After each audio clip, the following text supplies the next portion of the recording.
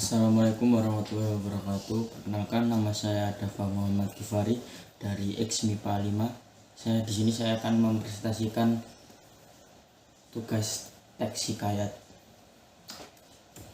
Teks hikayat oleh Dafa Muhammad Gifari dari kelas X-MIPA 5. Pengertian yang pertama, saya akan menjelaskan pengertian teks hikayat. Pengertian teks hikayat ditinjau dari pengertiannya menurut Wikipedia.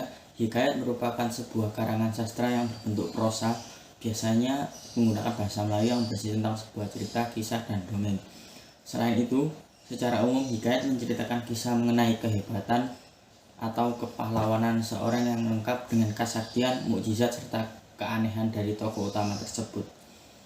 Hikayat sendiri berasal dari bahasa Arab dari kata haka yang memiliki arti bercerita ataupun menceritakan.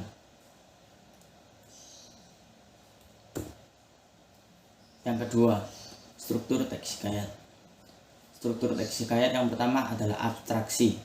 Abstraksi merupakan ringkasan ataupun inti dari cerita yang akan dikembangkan menjadi rangkaian-rangkaian peristiwa. Yang kedua, orientasi, bagian teks yang berkaitan dengan waktu, suasana maupun tempat yang berkaitan dengan hikayat tersebut. Yang ketiga, komplikasi, berisi urutan kejadian-kejadian yang dihubungkan secara sebab dan akibat. Yang keempat, evaluasi. Evaluasi merupakan konflik yang terjadi yang mengarah pada klimaks, mulai mendapatkan penyelesaiannya dari konflik tersebut. Yang kelima, resolusi.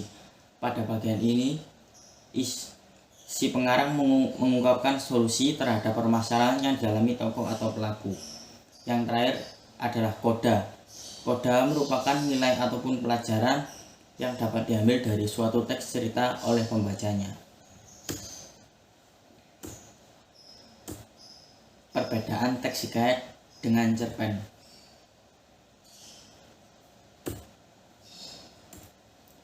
Yang pertama adalah perbedaan waktu dan bahasa.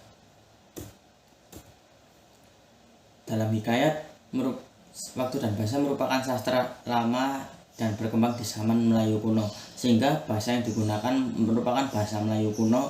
Untuk bisa membaca isi karya sastra ini, kita mesti menerjemahkan terlebih dahulu bahasa Melayu. Dalam cerpen merupakan karya sastra yang lahir dan berkembang di zaman modern, sehingga bahasa yang digunakannya pun juga merupakan bahasa Indonesia yang merupakan bahasa utama negara kita. Yang kedua, perbedaan nama pengarang. Dalam hikayat, nama si pengarang tidak diketahui atau anonim, sehingga hikayat sering dianggap sebagai karya bersama atau milik warga sekitar, yang artinya banyak orang. Jika dalam cerpen, nama pengarang cerpen bisa kita ketahui dengan mudah karena nama pengarang sering tercantum di bawah judul cerpen. Yang ketiga, jumlah kata dan latar tempatnya. Dalam hikayat, jumlah kata pada hikayat cenderung bervariatif, bisa 5.000 atau 7.000 dan seterusnya. Ataupun latar tempat yang dipakai hikayat biasanya hanya berkisar pada lingkungan atau kehidupan istana. Jika dalam cerpen, jumlah kata dalam cerpen biasanya dibatasi sekitar 5.000 sampai 10.000. Walaupun saat ini jumlah kata tersebut bisa bertambah ataupun berkurang. Latar tempat yang digunakan cerpen biasanya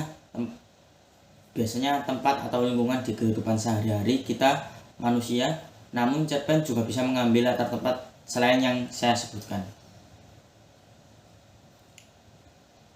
Perbedaan yang terakhir adalah tokoh dan kisah. Dalam hikayat, tokoh yang terkandung di dalam hikayat biasanya bermacam-macam, entah itu satu orang atau lebih. Kisah yang ada di dalam hikayat biasanya hanya berisi tentang kebaikan melawan kejahatan. Dalam cerpen, tokoh yang ada di dalam cerpen biasanya hanya berjumlah satu orang saja. Kalaupun ada tokoh selain itu, biasanya hanya sebagai tokoh pendukung. Kisah yang dikandung dalam cerpen bisa bervariatif, bisa berupa kehidupan sehari-hari, kegelisahan manusia, petualangan, dan sebagainya. Fungsi teks hikayat. Yang pertama, untuk membangkitkan semangat. Yang kedua, sebagai pelipur lara atau penghibur. Yang ketiga, atau bahkan sebagai sekedar untuk meramaikan acara atau pesta. Sekian, terima kasih penjelasan saya tentang teks hikayat. Mohon maaf jika ada salah kata. Wassalamualaikum warahmatullahi wabarakatuh.